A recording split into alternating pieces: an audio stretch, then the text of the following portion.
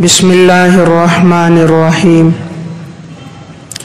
یا ایہا الذین آمنوا انما الخمر والمیسر والانصاب والازلام، اے ایمان والو، یقیناً شراب، جوا، بت اور فال کے تیر رجس من عمل شیطان، یہ تمام چیزیں ناپاک ہیں اور یہ شیطان کا عمل ہیں۔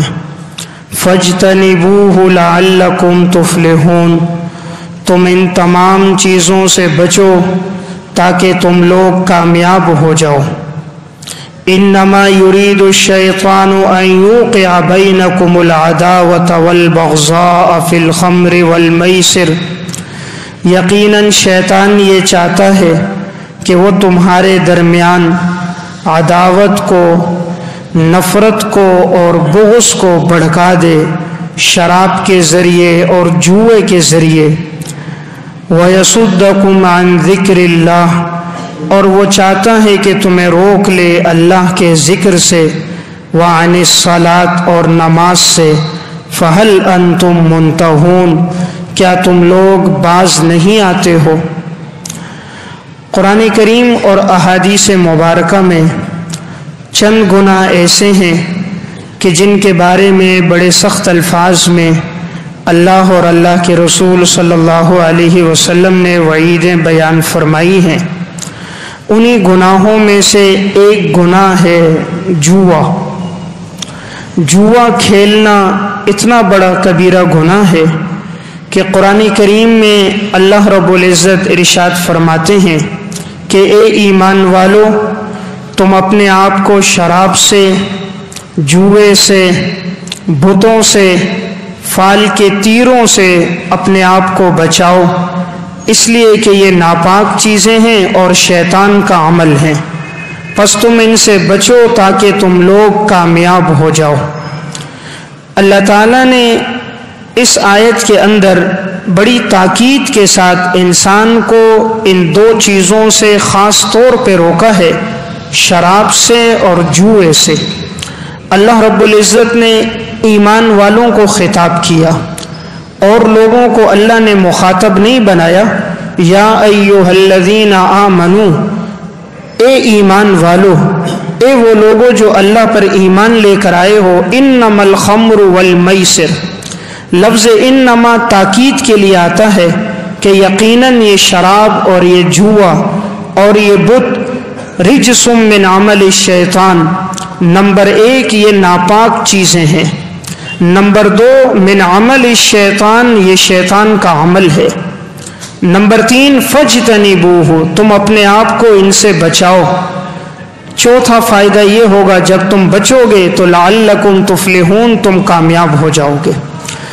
اللہ رب العزت فرماتا ہے کہ شیطان کی یہ خواہش ہے، انما یرید الشیطان ان یوقع بینکم العداوۃ، وہ چاہتا ہے تمہارے درمیان بغض کو، نفرت کو پیدا کر دے، اور وہ دو چیزوں کے ذریعے پیدا کرتا ہے، فی الخمر والمیسر، شراب کے ذریعے، جوئے کے ذریعے، وہ تمہارے درمیان نفرتوں کو ڈال دے گا، پس تم لوگ اس گناہ سے بچو، اس لیے کہ یہ گناہ وہ ہیں جو تمہیں اللہ کے ذکر سے اور نماز سے روکتے ہیں۔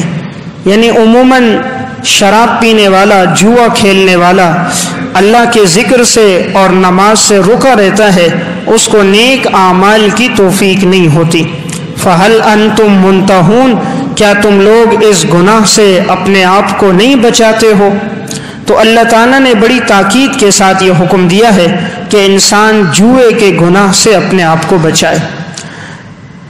نبی اکرم صلی اللہ علیہ وسلم نے ارشاد فرمایا، صحیح بخاری کی روایت ہے، ان رجالا یتخوضون فی مال اللہ بغیر حق، یقیناً بعض لوگ دوسروں کا مال لیتے ہیں ناحق طور پر، فلہم النار یوم القیامہ، ان کے لیے جہنم کی آگ ہوگی قیامت کے دن۔ صحیح بخاری کی اس حدیث میں آپ نے فرمایا، جو دوسرے کا مال ناحق طور پر لے، اس کے لیے قیامت کے دن جہنم کی آگ ہے۔ تو جوئے کے ذریعے جو انسان مال حاصل کرتا ہے وہ بھی ناحق مال ہوتا ہے۔ آپ صلی اللہ علیہ وسلم نے ارشاد فرمایا، من قال لصاحبہ تعال، اگر کسی شخص نے دوسرے سے کہا آؤ اقامرک، تاکہ میں تمہارے ساتھ جوا کھیلوں، فلیتصدق، آپ نے فرمایا اسے چاہیے کہ صدقہ دے، یعنی جو صرف دوسرے کو دعوت دے کہ آؤ جوا کھیلتے ہیں، ابھی جوا اس نے کھیلا نہیں ہے، صرف جوا کھیلنے کی دعوت دی ہے، آپ صلی اللہ علیہ وسلم نے صیغہ امر کے ساتھ فرمایا اسے چاہیے کہ وہ صدقہ دے۔ امام ذہبی لکھتے ہیں فَإِذَا كَانَ مُجَرَّدُ الْقَوْلِ يُوجِبُ الْكَفَّارَةَ أَوِ الصَّدَقَةَ فَمَا ظَنُّكَ بِالْفِعْلِ، جب صرف کہنے کی وجہ سے صدقہ دینا واجب ہو گیا تو جو جوا کھیلے گا خود سوچو اس کے اوپر کتنا بڑا گناہ ہوگا، کہ صرف جوئے کی دعوت دینے پر صدقہ دینا لازم ہے، اور جو اس فعل میں مبتلا ہو تو وہ شخص کس قدر گناہگار ہوگا کا اس بارے میں تم خود سوچ لو۔ یہ صحیح بخاری کی روایت ہے۔ نبی اکرم صلی اللہ علیہ وسلم نے ارشاد فرمایا، من لعب بالنرد شیر فکأنما صبغ یدہ فی لحم خنزیر ودمہ، آپ نے فرمایا جس نے کسی دوسرے کو نردشیر کی دعوت دی، یہ اس دور میں جوئے کی ایک قسم تھی جو عرب کے لوگ یہ کھیلا کرتے تھے، تو آپ نے کہا اگر کسی نے دوسرے کو اس جوئے کی دعوت دی اور اس کھیل میں وہ شریک ہو گئے تو اتنا بڑا گناہ ہے۔ آپ نے فرمایا گویا اس نے اپنے ہاتھوں کو خنزیر کے خون میں اور گوشت میں رنگ دیا، یعنی جیسے کوئی خنزیر کا گوشت اپنے ہاتھوں پر کپڑوں پر لگائے اور خنزیر کا گوشت اپنے پاس رکھے، جتنا گناہ اس کے لیے ہے، اسی طرح آپ نے فرمایا جو شخص جوا کھیلے گا اتنا گناہگار وہ بھی ہوگا۔ یہ صحیح مسلم کی روایت ہے۔ نبی اکرم صلی اللہ علیہ وسلم نے فرمایا من لعب بالنرد فقد عصى اللہ ورسولہ، جس نے شطرنج کھیلا اس نے اللہ اور اس کے رسول کی نافرمانی کی، اس نے اللہ اور اس کے رسول کی نافرمانی کی جس نے شطرنج کھیلا۔ تو جوا کھیلنا حقیقت میں اللہ رسول کی نافرمانی ہے۔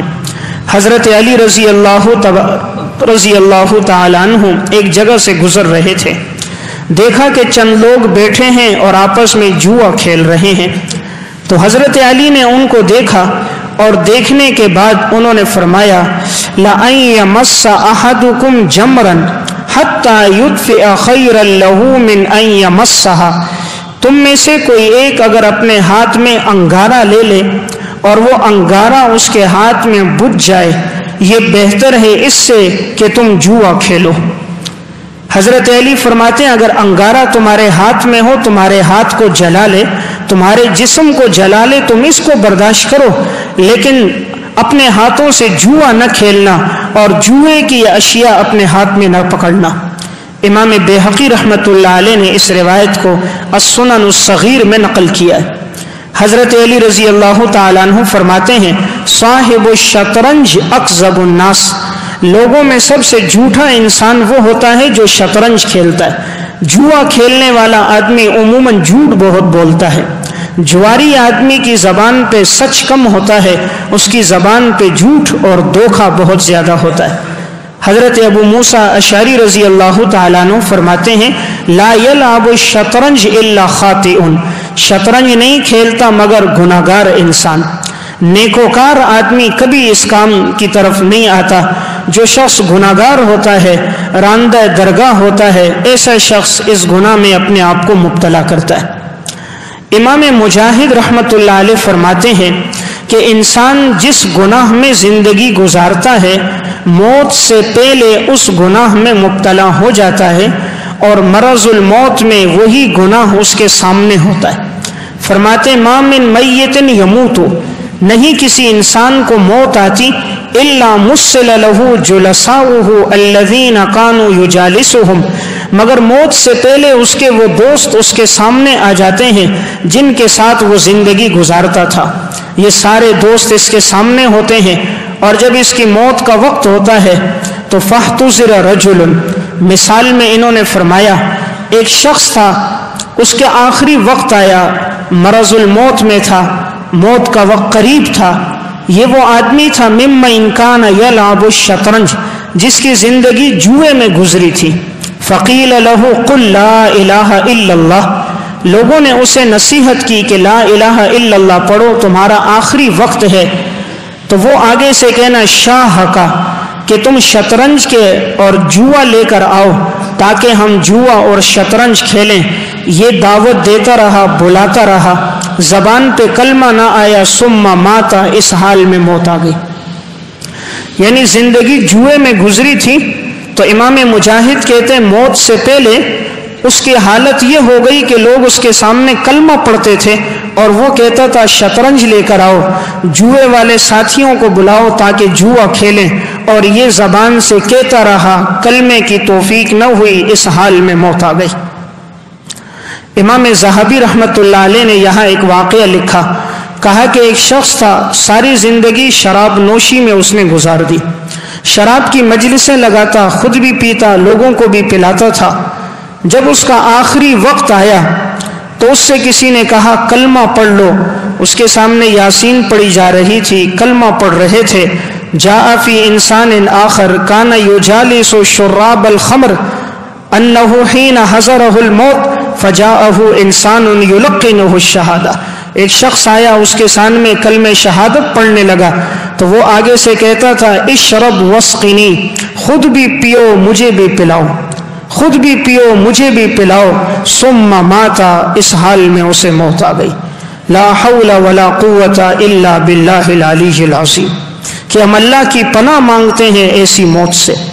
تو زندگی شراب پینے میں گزاری تھی تو آخری وقت میں اس کے قریب کلمہ پڑھا جا رہا ہے، کلمے کی تلقین ہو رہی ہے، زبان پہ کلمہ نہیں آ رہا، اور وہ کہتا ہے خود بھی پیو مجھے بھی پلاؤ، اور یہ جملہ کہتے کہتے وہ مر گیا.